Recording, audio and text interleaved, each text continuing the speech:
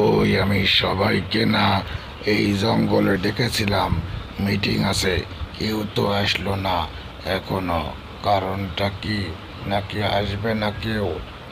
না না, এমন তো হতে পারে না, সবাই তো আসবেই আসবে। ও ভাই জঙ্গলের রাজা, জঙ্গলের রাজা, আপনি এখানে? আমি তো ডাকতাছি, আপনি কই আছেন? শোনেন ভাই জঙ্গলের রাজা, মুই মুই তোমাক কং, তোমরা না কথা মনোযোগ দিয়ে শোনেন, ঠিক আছে? ওই যে আমার রাজা মশাই আছে না, সেই রাজা মশাই মুখ পাড়ে দিছে তোমার সাথে ভাল করি আও করার জন্যে। আওটা কি তাক শোনো, সে আওটা হলো রাজা মশাই এতদিন তোমাক এই জঙ্গলত থাকতে দিছিল, এলা কবানে যে এই জঙ্গলত তোমাক থাকতে দিবেন নয়।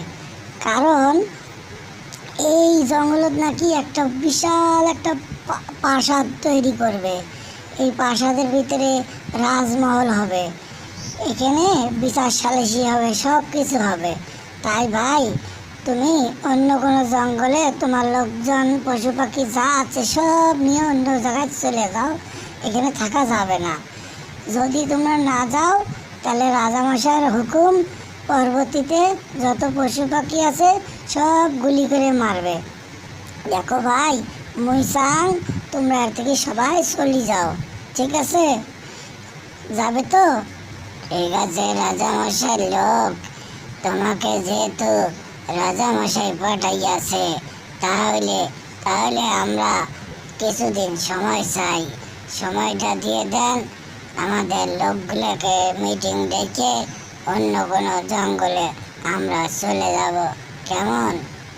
আচ্ছা আচ্ছা ঠিক আছে, তোমরা যখন কইছেন মুই রাজাক যা কম, ঠিক আছে?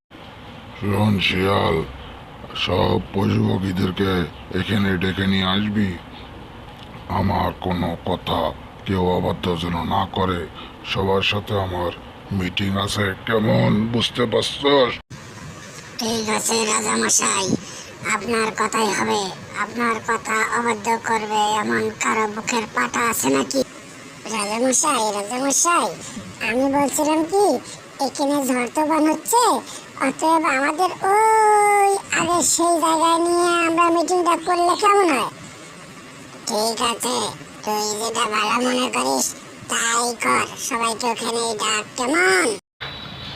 বুঝলে হাতি, দেখো তোমার শরীর কত বড়, তোমাকেই কিন্তু এই এই জঙ্গলের রাজা হওয়া উচিত ছিল, তা না তুমি এত বড় শরীর নিয়ে সামান্য একটা বাঘের কাছে যে তুমি রাজা বলে স্বীকার করে নাও।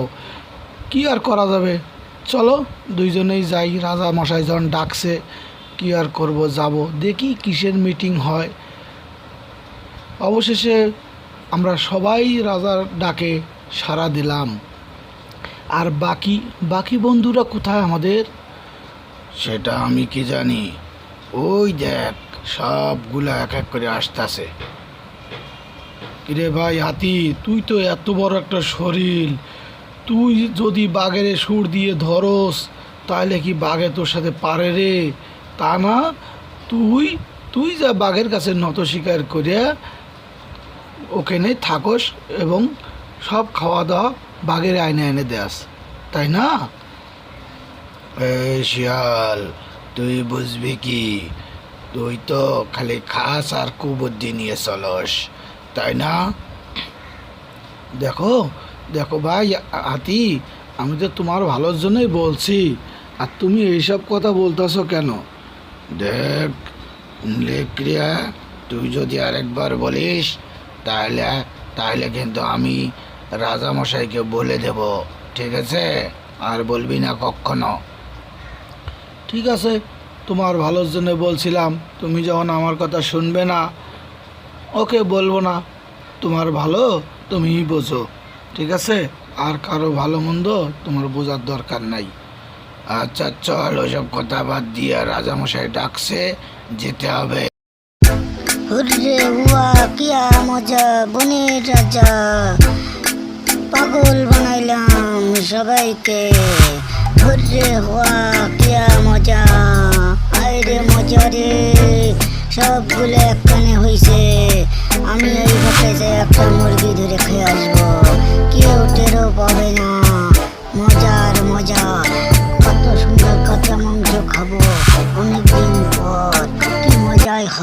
আর কেউ জানতেও পারবে না।